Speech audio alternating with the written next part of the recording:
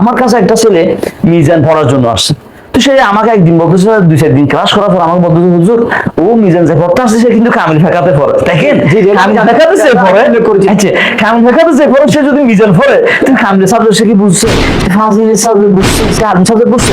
মানে আলিয়া মাদ্রাসা যে সিলেবাস, ওই সিলেবাস যেহেতু এই ওখানে যেহেতু অনেক কিতাবাদি বর্তমানে এখানে একটু দিনী শিক্ষার ক্ষেত্রে ব্যাঘাত সৃষ্টি হচ্ছে, তাই আমাদেরকে প্রত্যেক মাদ্রাসায় মনে করেন সরকারের বেতনভোগী প্রায় 40 জন টিচার আছে। 40 জন টিচার থেকে যদি 500 জন মানুষ যদি কি হয়ে যায়, আগ্রহী হয়ে যায় একদম দিনের খেদমত করার জন্য, তখন তারা তাদের যেই সরকারি কারিকুলাম আছে এটা বাদ এটা তারা কি করবে, ক্যারি করবে। কিন্তু সন্ধ্যাকালে বাদ মাগরিব 2 ঘন্টার একটা প্রজেক্ট তারা যদি নাহু সরব ইভিনিং কোর্স যদি তারা যদি 6 জন মিলে যদি একটা প্রজেক্ট তৈরি করে, এটা যদি কাজ করে দেখবেন যে ওই 2 ঘন্টার মধ্যে আপনার বিশাল খেদমত ওটা একটা দর্শন মাদ্রাসায় পরিণত হয়ে যাবে। এবং মুজাদ্দিদির পক্ষ থেকে সরকারের কাছে, শিক্ষা মন্ত্রণালয়ের কাছে আমরা সম্মানের সাথে বিনয়ের সাথে আমরা মিনতি করছি যে যারা মাদ্রাসা শিক্ষার সিলেবাস প্রণয়নের উপযুক্ত ব্যক্তিত্ব, দক্ষ ব্যক্তিত্ব, তারাই যেন এই দায়িত্বগুলো পাই। আমরা তাদের কাছে করজোড়ে মিনতি সরকারের প্রতি আমরা সর্বোচ্চ শ্রদ্ধা রেখে আজকে আমরা অবশ্যই।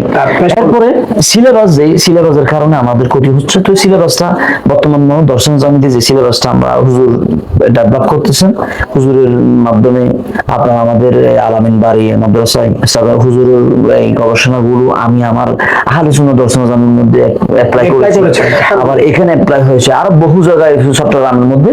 এটা আমি আপনার সন্ধানের মধ্যে একটা দরবারের মধ্যে আমি দিয়েছি। জি এটা আমি জানি, তারপরে পরিবর্তনের একটা হাওয়া চলছে। এই কাজে সিলেবাস হচ্ছে বড় সমস্যা। সিলেবাসের যে সমস্যা, ওই সমস্যা থেকে আমরা যদি বেরিয়ে আসতে পারি, বেরিয়ে যদি সরকারি ভাবে বিভাগ না পারলেও আমরা যারা এই প্রতিষ্ঠানে আছি, সরকারি প্রতিষ্ঠানে যারা চাকরি করে, আমাদের মধ্যে যদি 2-4 জন যদি কোরবানি দেওয়ার জন্য যদি চেষ্টা করে, তাহলে তারা এই ওখানে যে সমস্ত ছাত্ররা পড়তেছে তারা আর তাদের কি হবে না, জীবন নষ্ট হবে না, ধ্বংস হবে না। যেমন নাকি দেখেন আমি ব্যক্তিগতভাবে আমি সন্ধানের এলাকায় দাখিল পরীক্ষা দিয়ে আসছি। দাখিল পরীক্ষা যতগুলো কিতাব আছে একটা কিতাবও আমার পুরো শেষ হয়নি। জি আমি এটা বলতে চাই, এই জন্য আমি যদি না জেনে যদি আমি জানার ভান করে যদি আমাদের আমি যদি না জেনে আমি না ক্ষতিগ্রস্ত হইতে, যদি আমি যদি নাম মিজান জানতাম, নাম মুনসাহিদ জানতাম, আজাই মিজান মুনসাহিদ জানতাম নাম পুরো ফসল এটা বড় আচ্ছা যাই হোক। তো দেখেন উসুল শাসির মতো একটা কিতাব এই দাখিলের লেভেল আছে, এটা কোনো আমার মনে হয় না পুরো থানায় যদি আপনি জরিপ চালান, পুরো আমি আপনাকে চ্যালেঞ্জ করতেছি, পুরো আমি থানার নাম বললে তো মনে হয় আবার আমাকে করবে। আমি এমনি আমার যেটা না, আমি আমার পুরস্কার যেহেতু আমি নিজে ঘোষণা করতেছি, চন্দনের থানার মধ্যে যারা মনে করেন পুরো চন্দনের যত মাদ্রাসা আছে সব জায়গায় আপনি চেক করেন, আপনি পুরো হেদায়ত নাম শেষ হয়েছে কিনা, নেশা নাই উসুল শাসি শেষ হয়েছে কিনা দেখেন, এলমুসিকে শেষ হয়েছে কিনা দেখেন।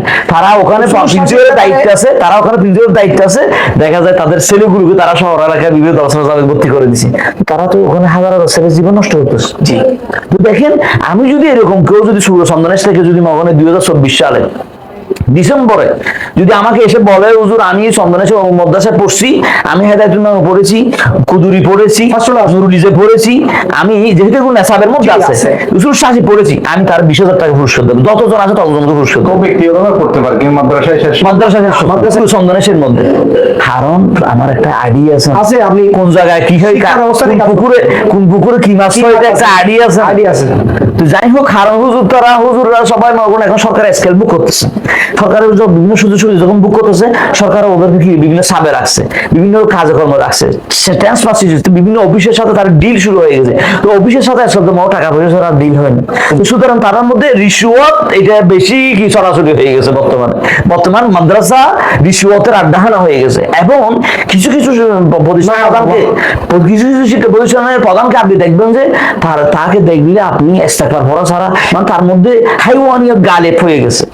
মানে কি আরেকজন টিচারকে ধরাশায়ী করা, হেনস্থ করা, আরেকজন টিচারের এমপি বন্ধ করে দেওয়া, তারা কিভাবে টর্চার করে তার টাকা কি করবে হাতিয়ে নেবে, এই কাজের মধ্যে তারা ফিকিরের মধ্যে রয়েছে।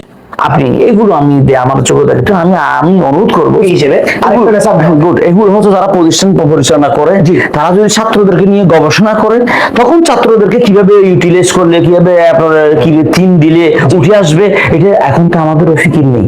আমরা সকাল 8টা বাজে গেলাম, প্রিন্সিপালের সাথে কন্ট্যাক্ট করলাম, দাওয়াতের সাথে ওনাকে রাখলাম, যখন ওনার সাথে আমার কন্ট্রাক্ট ফেলে দিয়ে আমি আমার অন্য দাওয়াতে চলে গেলাম। সবাই এখন বিজনেস আহলে দুনিয়া হয়ে গেছে। অর্থাৎ অধিকাংশ ওলামা ইকরাম এখন সরকারি মাদ্রাসায় যারা সার্ভিস করে তারা ওখানে গুরুফিলের মধ্যে সংযুক্ত হয়ে গেছে।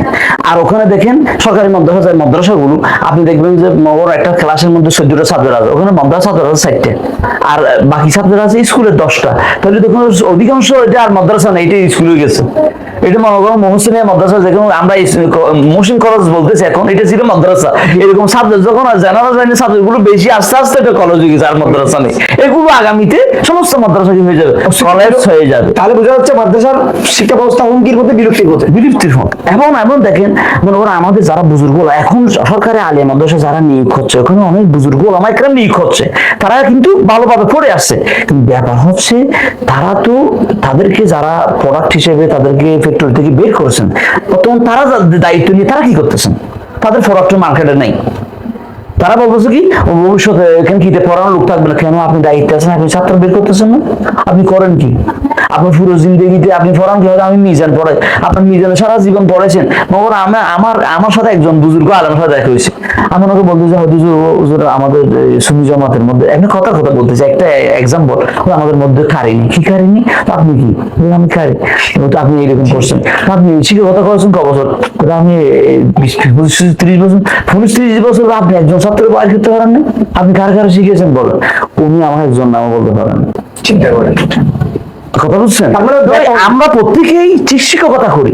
আমি সাবজেক্ট যেটা পড়াই ওটা আমার ক্লাসে কেউ বুঝে কিনা এটা আমার কোনো কিনি খবর নেই। আর একটা মশালা, আমার কাছে একটা ছেলে মিজান পড়ার জন্য আসছে, তো সে আমাকে একদিন বলতেছে, 2-4 দিন ক্লাস করার পর আমাকে বলতেছে হুজুর ও মিজান যে পড়তে আসছে সে কিন্তু কামিল ফেকাতে পড়ে। দেখেন কামিল ফেকাতে যে পড়ে, আচ্ছা কামিল ফেকাতে যে পড়ে সে যদি মিজান পড়ে, তুমি কামিলের সাবজেক্ট সে কি বুঝছে, সে ফাজিলের সাবজেক্ট বুঝছে, সে আর্মি সাবজেক্ট বুঝছে। তাহলে এখন আসেন, এখন ওর সে আমি তো বোকা, ওকে বলি না, আমি বলি যে ওকে যাই পড়ে সে বড় বোকা। কারণ যে ছেলে মিজান বুঝো না, আমি তারা কাফিয়ে নিয়ে বসে আছি তার সামনে নিয়ে। তাকে আসমান আজারের মতো একটা ক্লাস আমি কেন ভর্তি করালাম? আমি কি করছি, তাকে একদিন জিজ্ঞাসা কিরে তুমি খোঁজাচ্ছ ছুটি কেন? হয়তো আমার একটা ক্লাস, কি ক্লাস ওটা, একটা আসবান নজর ক্লাস, আর একটা হচ্ছে আমের তিরমিজি। তাই আমি বলতেছি দোস্ত তুমি এখানে পড়তে আসছো মিজান, তুমি এগুলো বুঝো ক্লাস? হয়তো বুঝি না। যদি এগুলো বুঝো না তুমি ওখানে বসবে কেন? তোমাকে তো যাই পড়া আরো তুমি বড় বোকা, তোমার সে বড় বোকা হচ্ছে কারণ